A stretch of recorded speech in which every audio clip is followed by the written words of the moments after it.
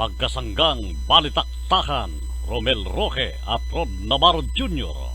Narito na ang tambanang giimbal sa masa sa napapanahong mga isyu, samot-saring balita, tampok si Rod Navarro Jr. at Romel Roque sa magkasanggang balitaktakan sa Pinoy Rapido Teleradyo.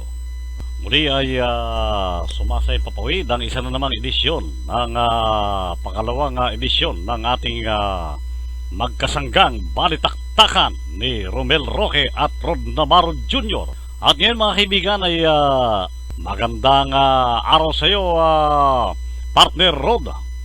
Ano ang masasabi mo, partner Rod, sa taas ng presyo ng gasolina ngayon? Para sa akin po ang pagtataas ng gas ngayon maraming naaapekto ang mga motorista katulad ng mga nagbabiyahe.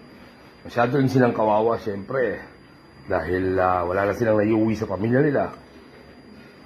Even tayong mga pribadong mga may-ari ng sasakyan apektado rin sa pagtaas ng gasolina na yan. Ano naman ang rekomendasyon mo sa mataas na presyo ng gas sa partner Rod? Sa palagay ko sa mataas na presyo ng gasolina, ang rekomendasyon ko po dapat po magkaroon ng malawakang meeting ng gobyerno, tapos po sila ay dapat gumawa ng aksyon para dito kasi ang apektado talaga dito ay mga constituents saka ay maliliit na mga tao lamang. May parating daw na bariles na gas. Ano ang masasabi mo rito, partner Rod? Kung may darating po na bariles ng gasolina, napakaganda po niyan at malaking tulong po yan. At ako po ay ngayon pa lang binabati ko na po ang ating gobyerno dahil dyan. Maraming salamat po at mahirap kasi maapektuhan tayong lahat. Ano naman ang pinagkakaabalahan ngayon ng isang Rod Navarro Jr.?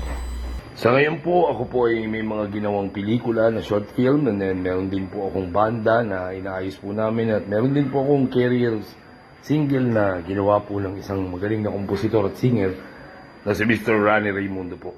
Ayun po, sinulat niya po yun, po ni Mr. Maki Clemente, and then po dinirect po ni Mr. Dennis Padilla. Tapos po, ilalabas po namin yan. Tinatapos na lang po ang editing. Sana po isuportahan po ninyo, ha? Ano naman ang pakakaabangan, partner Rod, na mga awit mula sa iyo? Yun po, yung kantang Ueno nga po. Ueno, U-E-N-O. Ibig sabihin po O-E-ano. Napakagandang kanta po para sa akin po wala po akong masabi, kaya talaga pong excited po akong matuloy po yan. Dahil napakaganda po ng komposisyon na yan.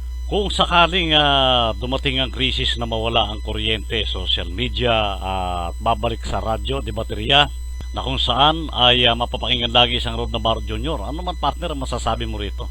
Parang bumabalik na yung dating panahon ng tatay mo sa pamamagitan mo.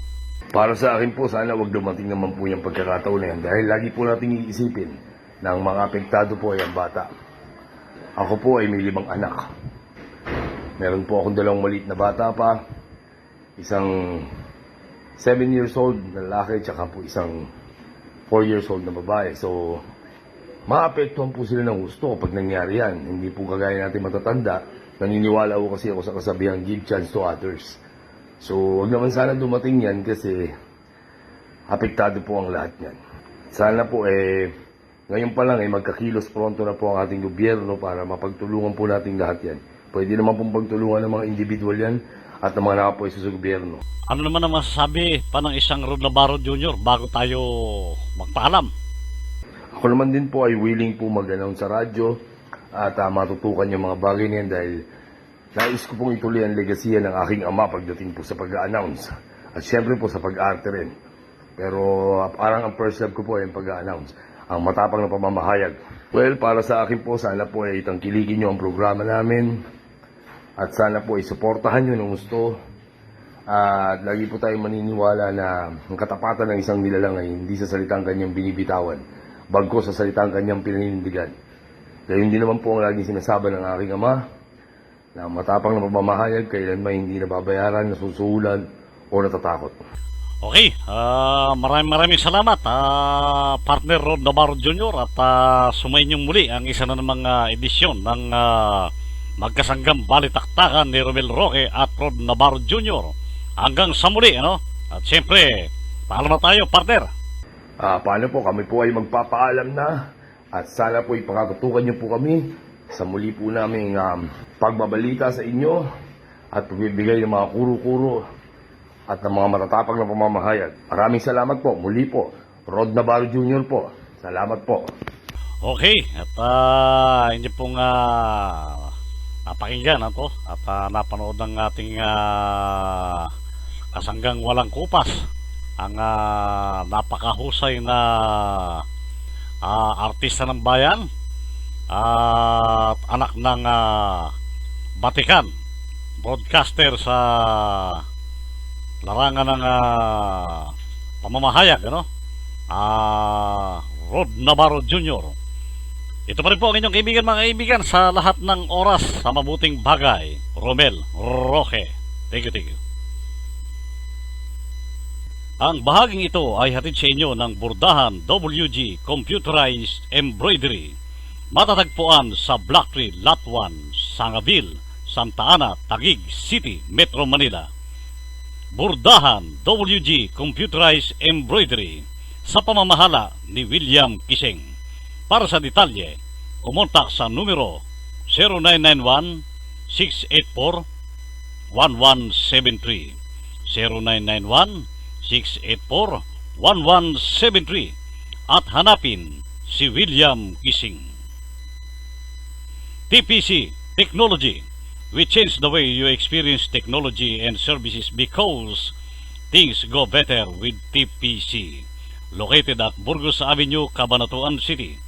For details, contact at 044-511-3238 044-511-3238 and 0997-422-7569 0997-422-7569 TPC Technology.